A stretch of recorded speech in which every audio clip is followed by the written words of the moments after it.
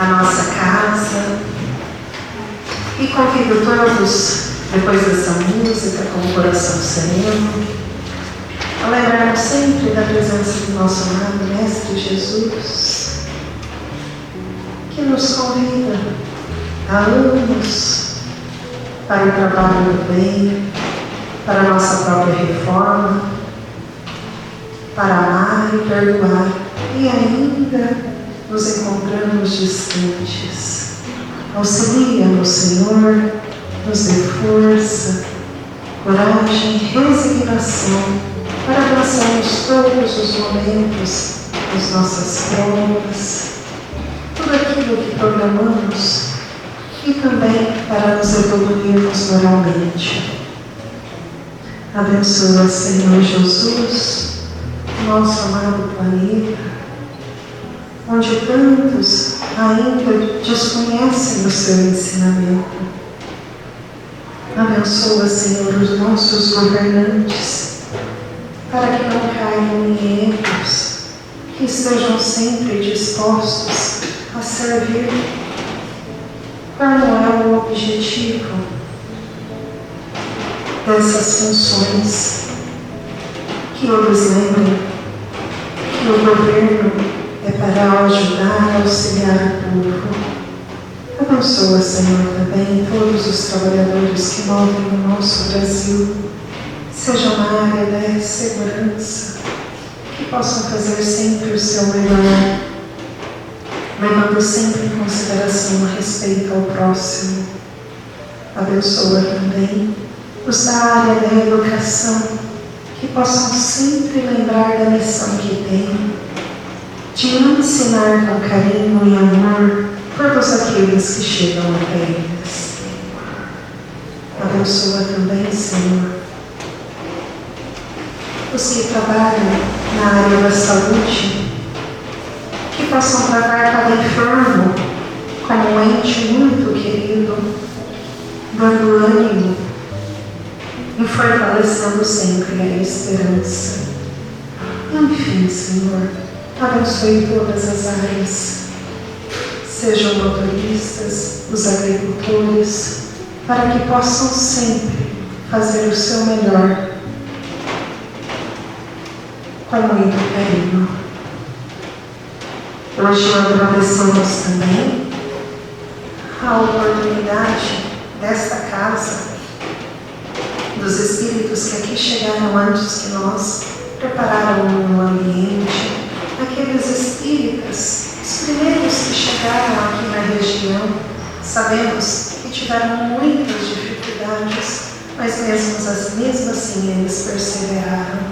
E que nós possamos sempre lembrar que em vista deles as nossas dificuldades são mínimas, que nós possamos também perseverar. Nessa noite em especial, rogamos a proteção, o auxílio ao nosso irmão Júpiter, para que possa trazer o seu ensinamento com muita clareza e profundidade, e que nós, como ouvintes, nessa noite possamos sair daqui melhores do que chegamos. Que assim seja. Hoje à noite nós temos a presença do Júpiter. O Júpiter é da Casa do Caminho, também filho dessa casa, atualmente na Casa do Caminho. E no final do mês, a Casa do Caminho vai promover o curso, o estudo, né? Eu vi que dizer, e eu, dia 30. Sábado, dia 30, é o sábado inteiro de muito aprendizado, riquíssimo esse encontro. Quem tiver a oportunidade, precisa fazer a inscrição no site na Casa do Caminho. Eu tinha mandado esses dias no informativo um link que era para fazer a inscrição. Amanhã eu envio novamente, quem tiver interesse. E com a palavra, Júpiter. Boa noite. Eu vou explicar por que nós estamos lançando aqui uma moda antiga. Porque uma vez eu falei para o seu Hugo, as pessoas esquecem no outro dia da palestra. Então, será? Vamos fazer uma pesquisa. E eu perguntava para as pessoas aqui mesmo da casa, Como é que foi a palestra ontem? Foi tudo bem? Ah, gostei. Quem foi? Foi o seu fulano que falou. Nossa, foi muito bom. Eu fiquei emocionado, eu até chorei. E qual foi o tema? O que ele abordou? Ah, sim, ele abordou. Foi um tema bonito, né?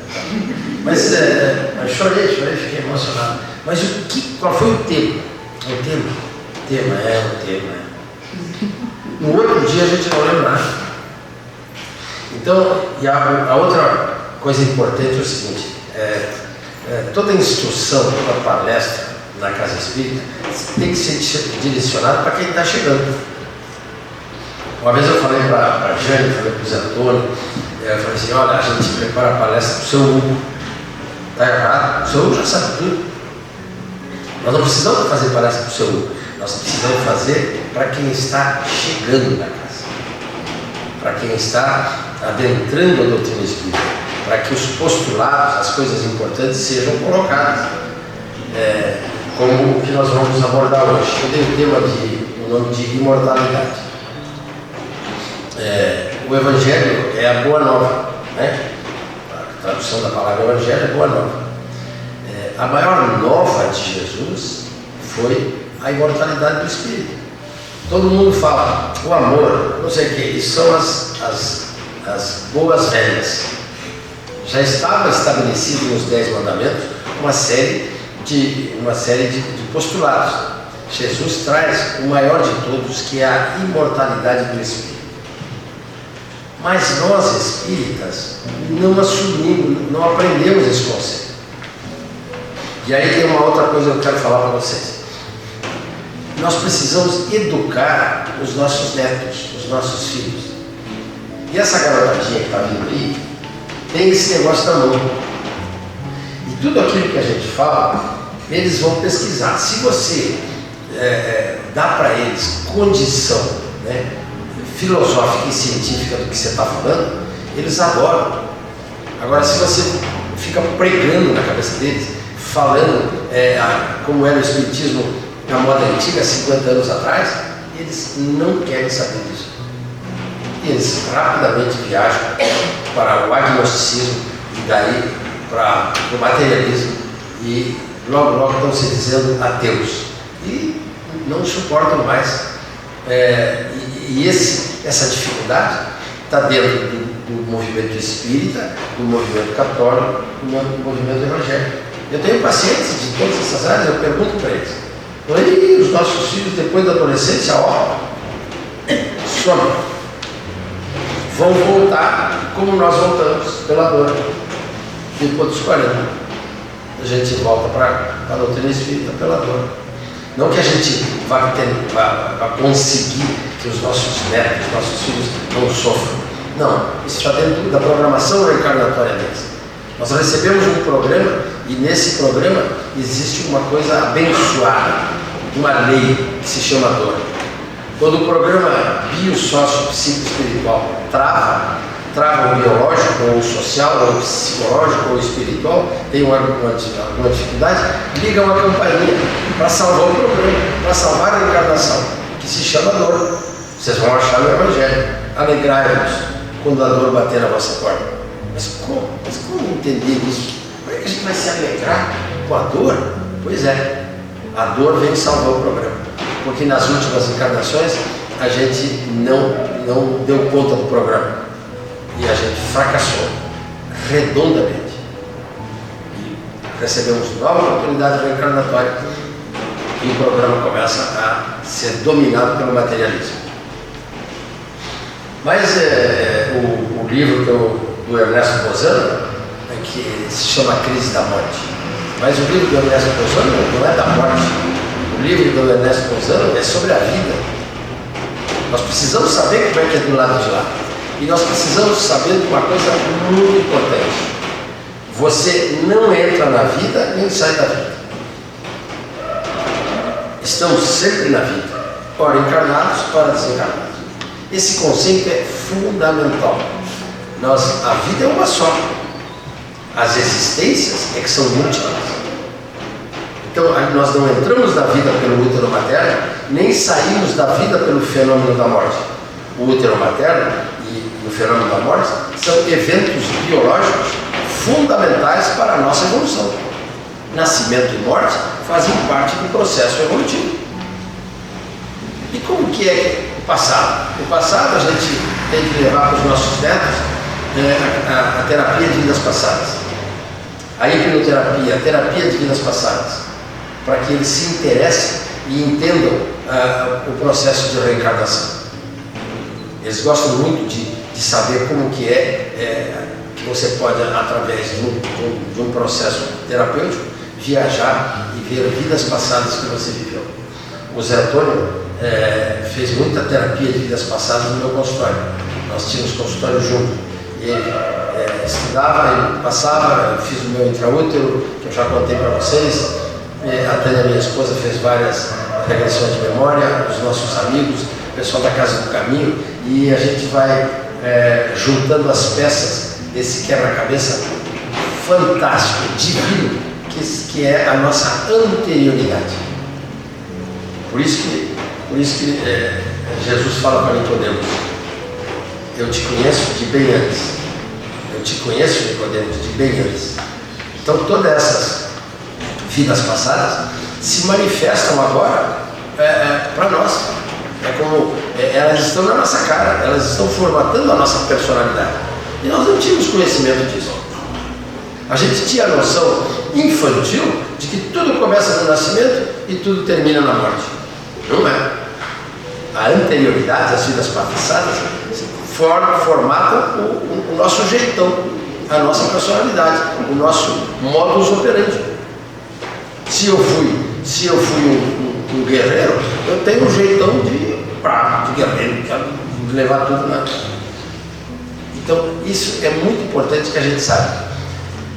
Então, para as vidas passadas, a gente trabalha com a juventude pela terapia de vidas passadas. Depois a gente introduz eles na doutrina espírita, e aí a gente vai dar o livro dos espíritos. Depois a gente vai dar o evangelho. Depois o livro dos médiuns. Nós precisamos fazer com que eles se interessem, porque o que está acontecendo? Uma evasão da juventude de toda a proposta religiosa. Eles não querem saber. Nós precisamos acordar para isso. O mundo está de cabeça para baixo por causa disso. E a continuidade da vida? A continuidade da vida é como que é do lado de lá. O espírito, quando sai do corpo, gravita para a sua esfera de competência. E nós não temos essa noção. Nós temos uma noção, eu digo que é a morte de Hollywood. Nós adquirimos o conceito da morte do cinema. Quem que morre no filme do mocinho? Quem morre não é o mocinho, é o bandido. E como que ele morre? Metralhado, esfaqueado, saindo sangue, aquele drama, aquela coisa totalmente maluca. E nós assumimos isso aí. E não tem nada a ver, a realidade não tem nada a ver. Então, Ernesto Bozano, um século atrás, estudou isso profundamente. E eu trouxe para vocês os 12 itens mais importantes e depois os 8 itens que não são, que vocês vão ler em casa. E vocês vão levar isso baseado naquilo que eu falei quando comecei a falar hoje aqui. Então vocês não vão ter a desculpa de falar assim: o que o Júpiter falou na quarta-feira? Vocês vão ler isso em casa. O livro do Ernesto Bozano, a obra de Ernesto Bozano, que a maioria hoje é uma obra que tem 100 anos, ninguém vai ler. E é fundamental. É fundamental. O livro se chama A Crise da Morte. O primeiro item todos os afirmos se têm encontrado os espíritos, através da psicografia, dos estudos dele, dos casos clínicos que ele estudou. É maravilhoso o primeiro livro dele. Todos os afirmos se têm encontrado novamente com a forma humana nessa existência. Ué, nós espíritas sabemos que nós temos o nosso corpo espiritual, o nosso perispírito, que passamos para o outro lado do mesmo jeito, mas 99% da humanidade não acredita nisso, não sabe disso. E as pessoas que nos procuram não sabem disso. Eles acham que viram estrelinha, que viram a fumaça, que viram uma luz. Tem ideias infantis desse processo biológico divino que se chama morte. Aqui nesse salão esteve aqui o gigante deitado. E uma senhora, ali na casa do senhor embaixo. E uma senhora chegou e falou para ele assim, Deus é injusto por permitir a morte. Aí ele deitadinho assim falou, minha senhora, a senhora quer me tirar a última esperança de sair desse corpo que me faz sofrimento, que eu já não suporto mais? Né? O Jerônimo era tetraplégico, cego, tinha dor cardíaca, o corpo dele era uma prisão, uma tortura, e a alegria do espírito dele era fantástica, mas ele não suportava mais aquele corpo para ele era uma cadeia, era uma prisão torturante. Então o fenômeno da morte é um fenômeno biológico fundamental na nossa evolução, e a gente passa para o lado de lá com o nosso corpo espiritual, que é a forma do corpo físico. O nosso corpo espiritual tem 16 propriedades. O que poderia me dizer uma propriedade aqui do corpo espiritual? Só uma. Ué, nós não somos espíritos? Hein, Terezinha? O corpo espiritual, como é que é? O perispírito. Uma propriedade do perispírito. São 16. Nós precisamos saber. Eu lembrei ontem do Zé Antônio não, do doutor. Como é que é o nome dele? Não. O Paulo Henrique. O Paulo Henrique entrou um dia aqui, num sábado, e ele estava meio abandonado, a mediunidade dele desequilíbrio, ele sofrendo, e ele entrou na casa espírita aqui, e nós estávamos começando aqui num sábado um estudo sobre perispírito, as propriedades do perispírito. Tá? Isso aqui é uma propriedade. O perispírito tem o mesmo jeito, ele é a forma do corpo físico. Então todos afirmam se terem encontrado novamente com a forma humana do outro lado. O segundo andar, do lado de lá, a continuidade da vida. Ter ignorado durante algum tempo que estavam mortos. Quem participa de reunião mediúnica, pessoal, esse algum tempo, para alguns espíritos, são décadas, séculos. Não sabem de morrer, não têm a cultura, ficam presos à casa, ficam presos à fazenda, ficam presos ao apego que eles têm. Não entenderam a mensagem de Jesus. Nós temos que passar pelo mundo sem ser do mundo. Então, ter ignorado durante algum tempo que estavam mortos, na ilusão de que ainda estavam no corpo físico, usando droga, bebendo, brigando, indo para a guerra, indo para o prostíbulo, incomodando a família. Não sabem. Na reunião mediúnica a gente orienta a maioria dos espíritos que não sabem desencarnar. Havendo passado no curso da crise pré-agônica, o item 3, ou pouco depois, pela prova de reminiscência sintética de todos os acontecimentos da existência que lhes acabaram. Visão panorâmica ou epílogo da morte. É simples de explicar para os jovens. O cérebro, quando percebe, o espírito quando percebe que vai desencarnar, ele salva toda a experiência da reencarnação. Ele joga para a mente. A mente comanda o cérebro. O cérebro comparado com a mente, é um computadorzinho michuruca. Porque é na mente que estão os milênios gravados. É na mente que está todo o acervo do espírito. O espírito, quando se suicida várias vezes de maneira consciente, ele se transforma em ovoide. Ele consegue fazer o suicídio do lado de lá, parar o pensamento no mundo espiritual. Está lá a depressão e a patologia dele, fazendo com que o perispírito fique encolhido e fica uma bola só. Onde que é essa bola? Corpo mental. É ali no corpo mental que está toda a memória. É ali que tem os grandes portais minerais: pensamento, sentimento, memória e consciência. Então o cérebro joga toda a experiência para salvar isso do HD, né? do computador, e passa isso já classificado. E aí tem uma grande lição. A gente foi criado dizendo que na morte, depois da morte, passaríamos por um tribunal. Não tem tribunal coisa nenhuma. Já está tudo classificado pela consciência. A capivara, como diz o capivara está pronta, os advogados sabem o que eu estou falando. A capivara está pronta ali pela consciência, certo ou errado? Com imagens do momento. De 1 ano até 80 anos, está tudo gravadinho. Antigamente eu falava de 1 ano a 70 anos. Agora, como eu estou com 77, eu falo 80. A gente vai empurrando com a barriga para frente. Número 4. Terem sido acolhidos no mundo espiritual pelos espíritos das pessoas, de suas famílias e de seus amigos mortos. Foram acolhidos, nós somos acolhidos pelos nossos familiares. A gente não fica jogado para as traças. A gente é acolhido por aqueles que nos amam, que estão nos esperando frequentemente.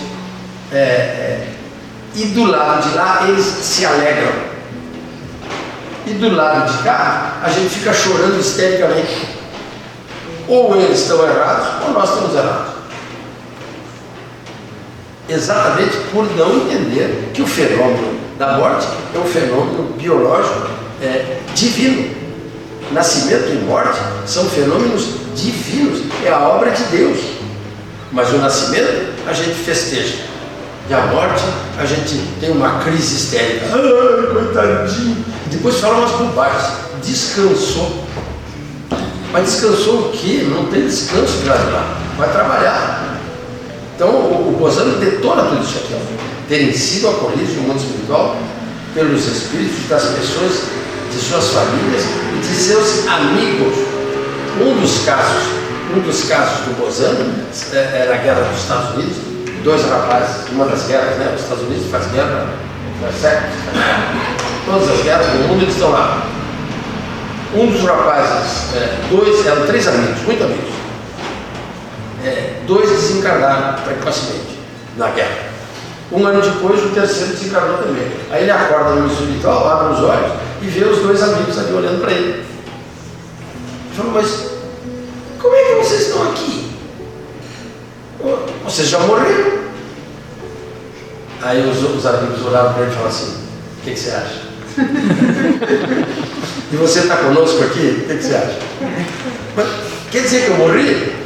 Você está dizendo. O que você acha? Para não chocar, para não assustar. Mas estavam ali. Mas como que vocês estão conversando comigo se vocês estão mortos? Estão mortos não. Então, aquilo que é a doutrina espírita. Quem mora não é morto, o espírito não. Número 5. Haverem passado quase todos por uma fase mais ou menos longa de sono reparador. É muito importante. O espírito, quando é acolhido, ele é levado para ambiente hospitalar. E lá ele vai ser tratado pelo chamado sono reparador para recuperar toda a sua mente. Pensamento, sentimento, emoção, o desequilíbrio que às vezes causou a doença terminal vai ser recuperado. Vai recuperar o perispírito e vai recuperar principalmente a mente, os valores da mente. É lá que ele vai ser recuperado. Terem se achado num meio espiritual radioso e maravilhoso, no caso de mortos moralmente normais. Um meio radioso e maravilhoso para espíritos normais, não precisa ser santo, não precisa ser anjo. Ah, mas eu vou ser acolhido e vou ser recebido do lado de lá num meio radioso, num meio bom, só se eu for um santo. Não, normal. E num meio tenebroso e opressivo, no caso de mortos moralmente depravados. Todas as dificuldades morais nossas. Né? Quando chegamos do lado de lá, por quê? Porque o semelhante atrai o semelhante. O espírito gravita para a sua esfera de competência. Então, se você desencarna ligado à droga, você vai para as regiões umbralinas onde estão usando droga. Se você está ligado à guerra, você vai para onde estão os guerreiros, os matadores. Vai para a sua esfera de competência.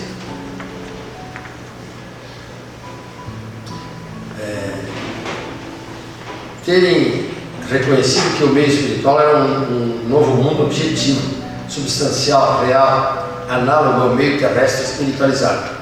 É o contrário, pessoal. Aqui é a cópia de lá. O mundo verdadeiro é o mundo espiritual. Lá tem estrada, lá tem hospital, tem escola, lá tem ônibus, lá tem teleféricos, meios de locomoção, tem um monte de coisa. Tem o departamento da reencarnação, o departamento da comunicação. O nosso lar descreve todas essas coisas, né? Como a Egorina, né? Neta, parente de Eurípides, ela recebe um mapa da cidade Nosso Lar e levou para o Chico. E eu gosto de contar essa história porque ela contava com muita emoção para nós. Ela tinha sido amiga do Chico desde a infância. Sacramento, a Uberaba, eles iam frequentemente. E ela traz os mapas que ela recebeu mediunicamente da cidade Nosso Lar. O livrinho está aí. E chegou e o Chico serviu café, e mineiro serve pão de queijo. Não existe reunião de mineiro que não tenha queijo, pão de queijo.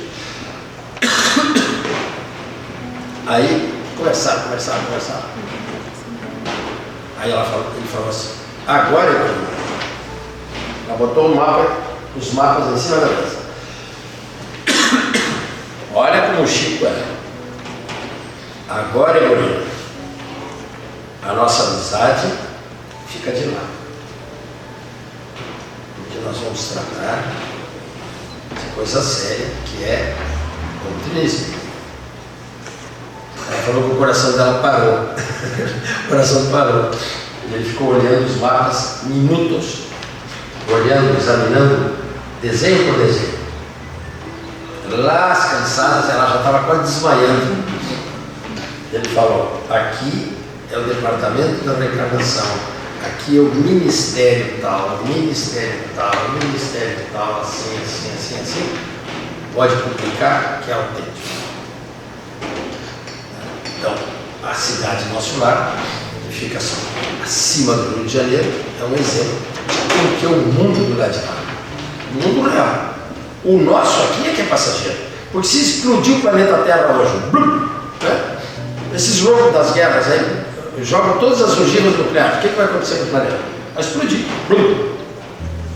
Nós vamos passar para o mundo espiritual. O mundo espiritual vai continuar. O mundo material, esse aqui é que é passageiro. O espiritual não. O espiritual é eterno.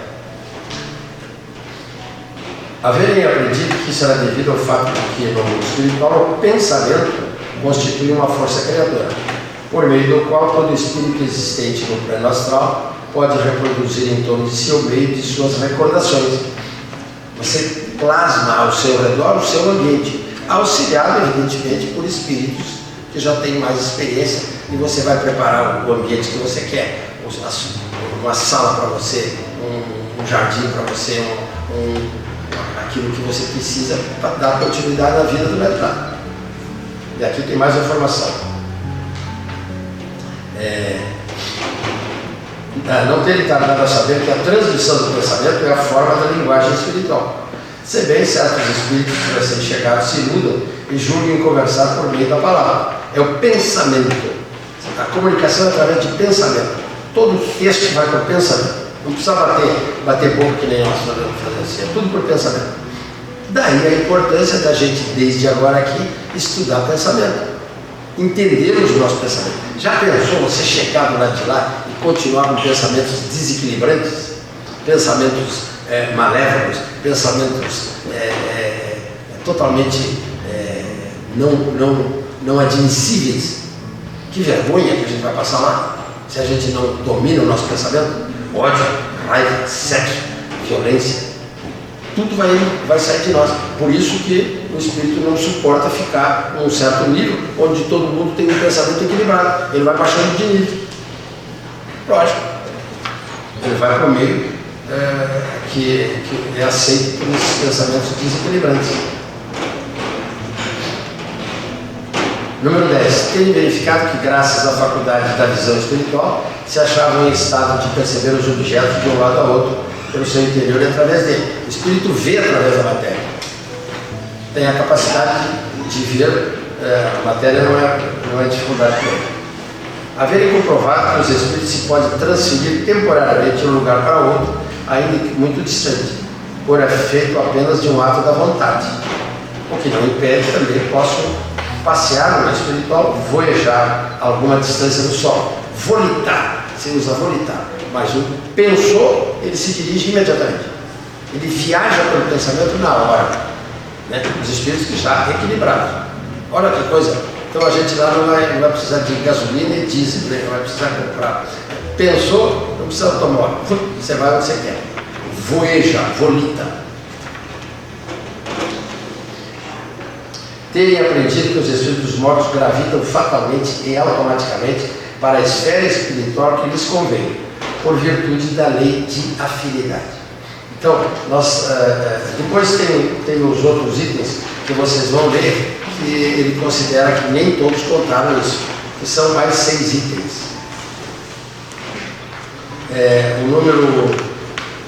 O número 6 é importante, ó. Informa-nos unanimemente que no mundo espiritual os espíritos hierarquicamente inferiores não podem perceber os que lhes são superiores. Isso se dá em consequência de serem diversas as tonalidades vibratórias de seus corpos etéreos. O que trouxe para nós, depois desses textos básicos da doutrina espírita, as informações de tudo isso aqui? Foi Francisco Cândido Xavier. O Chico, na sexta-noite e no sábado, ele recebia cartas daqueles que tinham desencarnado e vinham contar para a família. Então, quando a gente foi lá, nós fomos 2 ou 3 vezes lá com o seu Hugo, as pessoas que estavam lá, 400 pessoas, 500 pessoas, era uma edícula. O centro dele era do tamanho disso aqui só. Uma mesinha assim, sentava 40 pessoas, e lá fora era um terreno grande e ficava um monte de gente desequilibrada, chorando, rezando, conversando alto. E a música que colocavam era bolero. Eu nunca imaginei uma coisa dessa. Eu tinha uma imaginação assim infantil, fantasiosa, de que quando eu chegasse no centro do Chico e Uberaba, seria um templo, né? Uma coisa maravilhosamente. Era uma casinha no fim uma edícula, né? Paupérrima.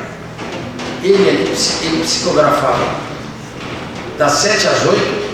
O Dr. Bezerra fazia receitas homeopáticas. Às 8 ele saía do quartinho e sentava aqui. Já estava todo mundo cheio lá.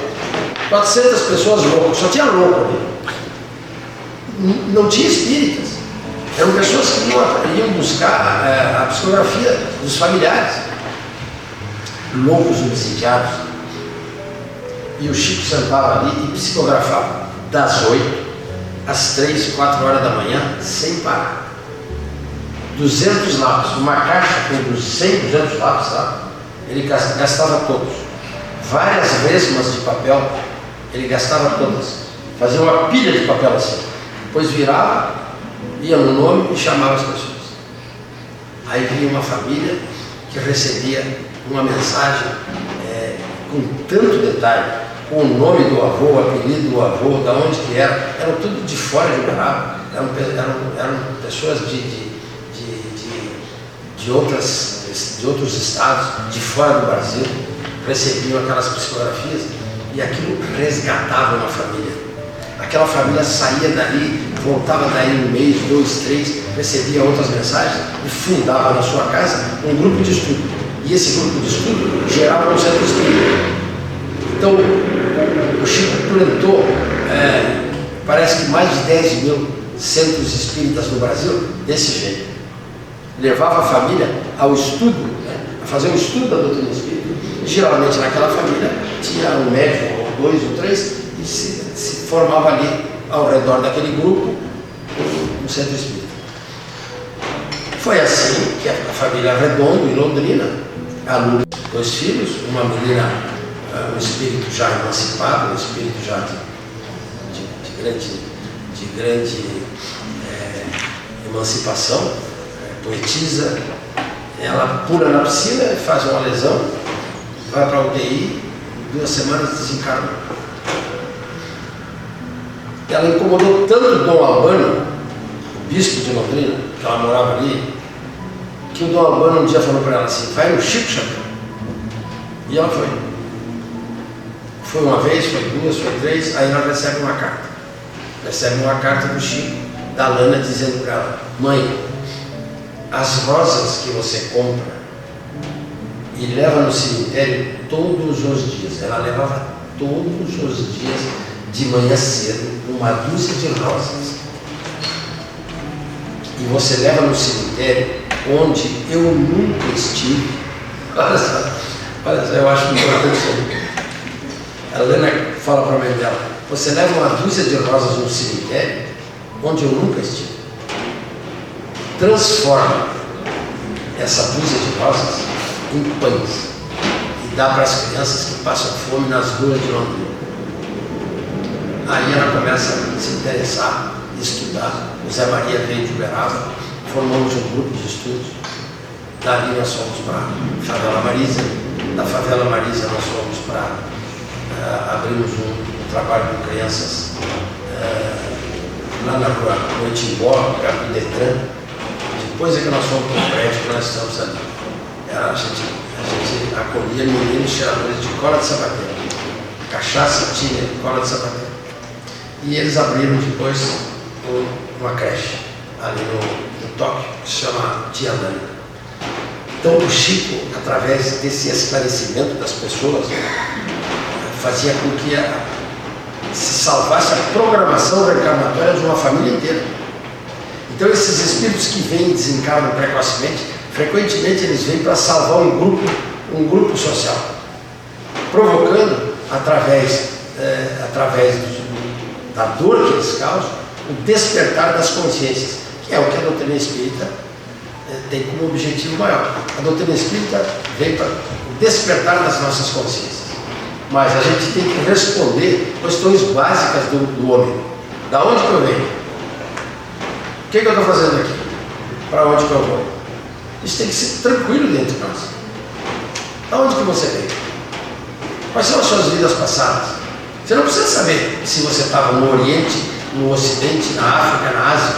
Você precisa saber que nas vidas passadas, quais eram os sentimentos que você trabalhou. Se você é uma pessoa doce, se você é uma pessoa afável, se você é uma pessoa solidária, caridosa, ou você é um guerreiro, ou você é um cara que dá de dentro de todo mundo, você passa por cima de todo mundo.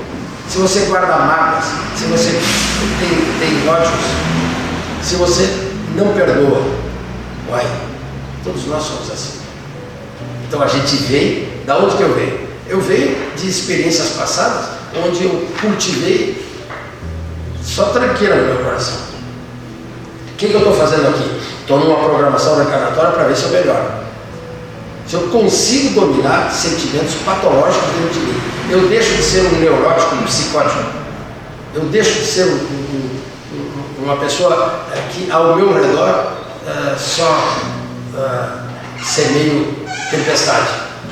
Eu venho para me melhorar. Isso é minha obrigação. Para onde que eu vou? Eu vou para a minha esfera de competência. Quando a gente vem de lá, a gente traz um programa. Quando a gente volta para lá, a gente volta na frente daqueles que avalizaram o teu programa. E eles fazem uma pergunta para a gente. E daí, meu filho? Foi feliz lá embaixo? E a gente chora e fala, não fui feliz. Mas você pediu o melhor país do mundo. A doutrina de luz. Papai e mamãe, acesso à cultura, acesso à música. Você consumiu isso. Teve tudo que você queria. E não foi feliz. O que te falta? O que você quer? Quero recomeçar. Então, se prepara durante 10, 20, 30, 40 anos aqui. Solicita uma nova encarnação. Escolhe um novo pai, uma nova mãe. Viaja com o teu materno. E leva este programa aqui. Aí te dá um programa. A gente vem com o programa. Mas a gente chega aqui e é cooptado pelo modelo materialista.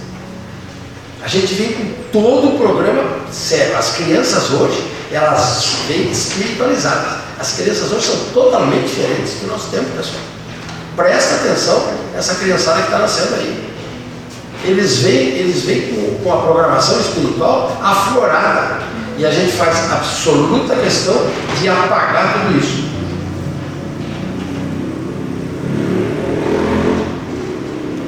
E leva eles para o materialismo. Leva para o shopping, leva para a boutique, ensina que não leva desaforo para casa, que não sei o que, não sei o que. As meninas a gente transforma em símbolo sexual. Os meninos a gente quer que seja macho, que seja brigão, bota para aprender luta marcial, bota para aprender não sei o quê. Quando o Espírito vem para vencer a si mesmo, ele traz um programa divino, ele traz uma série de conquistas, uma série de expectativas. E nós temos que aprender a fazer a leitura do programa desse neto nosso, desse filho nosso, que até hoje nós não sabemos. E a gente joga ele na proposta materialista. E ele vai percorrer o caminho da dor até voltar à casa espírita, aos 40 anos de idade. Mas aí já está na metade da programação. 50, 60, 70, 80, Jesus está chamando. Chega lá e daí, como é que foi? Ei, Terezinha, como é que foi, Terezinha? Foi feliz? Não. Daí, se prepara, reencarna de novo. Essa é a nossa história. Então nós precisamos saber o que nós estamos fazendo aqui. Qual é a nossa programação? A doutrina espírita abre esse portal para o nosso conhecimento. Só para encerrar, pessoal, a vez que nós fomos lá com o Chico, né, na madrugada, as pessoas, a maioria já foi embora. E a gente sentiu aquele famoso perfume de rosas da Sheila. A Sheila, quando chega na madrugada, o perfume de rosas é uma coisa assim, é uma coisa tão forte, mas tão forte, tão sublime, a gente começa a chorar. Naquele perfume tem uma mensagem, eu não consegui entender isso. É que ela vem de uma equipe de espíritos que vem tratar você. Você recebe paz, eles chegam, você sente o perfume, aí você se emociona, abre a sua pineal, abre a sua sensibilidade e eles te tratam ali, no centrinho do Chico. E no fim, os amigos que estavam lá falaram: ó, você vai ficar por fim aí, as perguntas que você quiser fazer para o Chico, você faz. Eu cheguei na frente do Chico, eu não tinha nenhuma pergunta.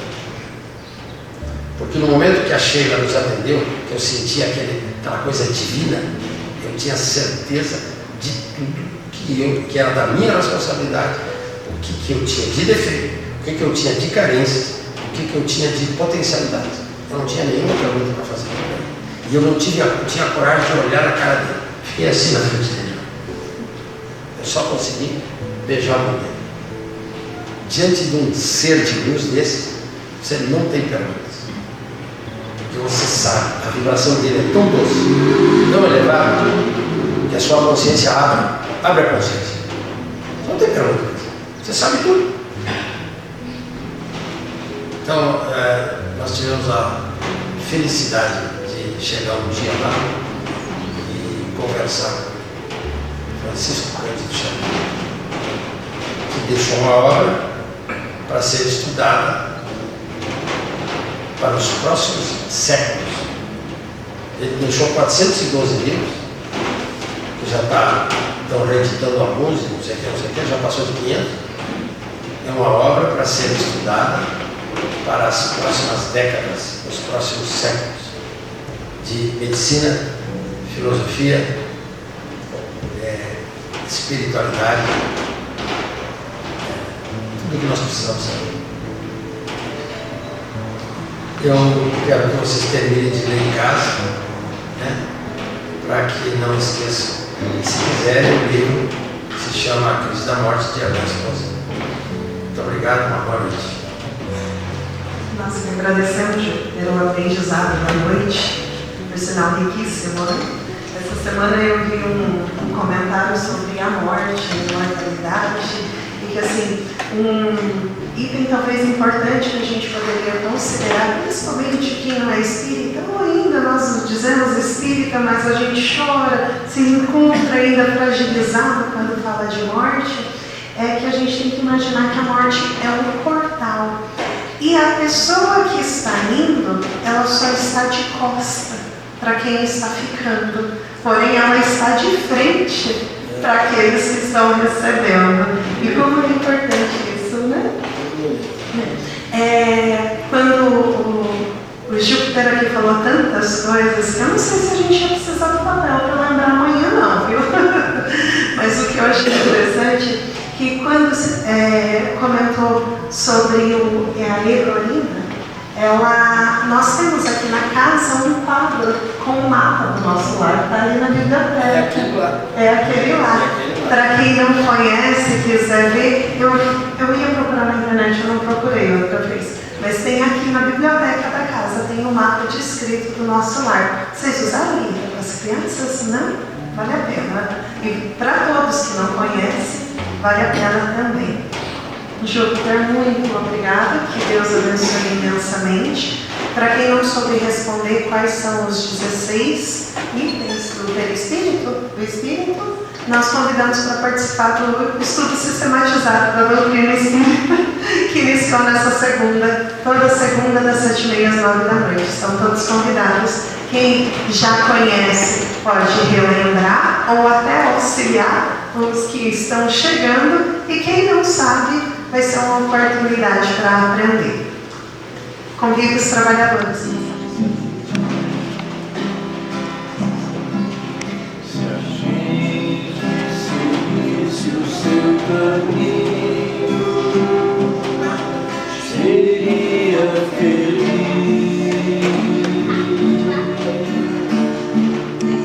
Se a gente ouvisse os seus conselhos, seria feliz. Se fosse manso como ele, seria feliz. Tinha mais coragem e determinação para mudar.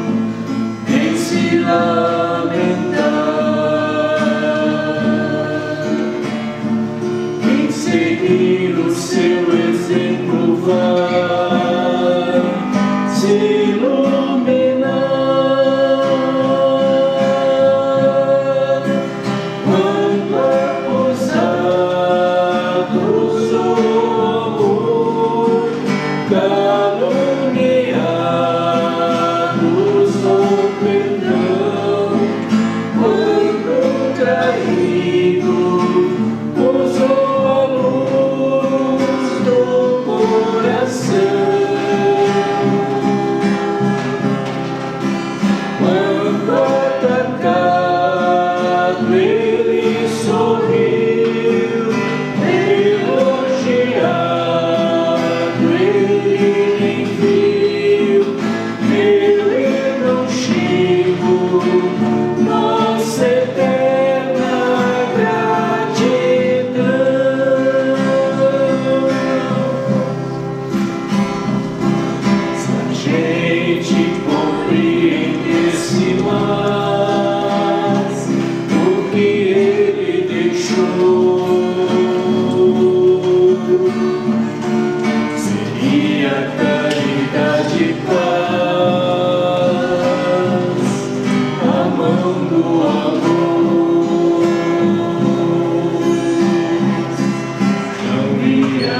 fica chorando,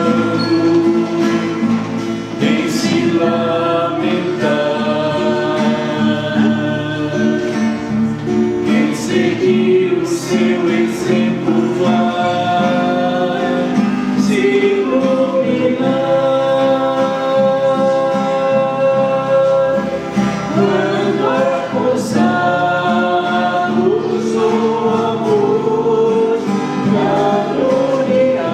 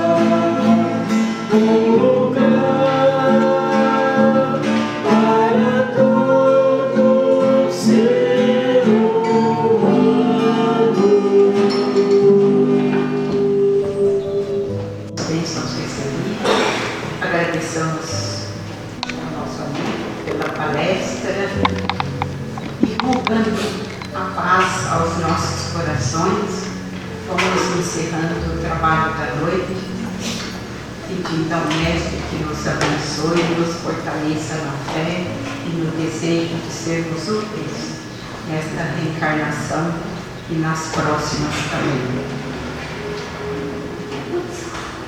Pai nosso que estais no céu, na glória da criação, ouve essa humilde oração dos pequenos lábios meus. Santificado, Senhor, seja o teu nome divino, em minha alma de menino que confia em teu amor. Venha a nós o teu reinado de paz e misericórdia, que espalha a luz da concórdia sobre o mundo atormentado. Que a tua vontade assim, que não hesita nem erra, seja feita em toda a terra e em todos os céus sem fim. Dá-nos hoje do celeiro de tua eterna alegria, o pão nosso que sacia a fome do mundo inteiro. Perdoa, Pai, nesta vida, os erros que praticamos, assim como perdoamos toda ofensa recebida.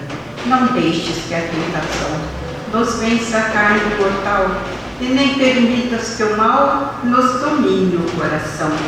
Em tua luz que me veja, e em teu bem ilimitado, que sejas glorificado, agora e sempre. Que assim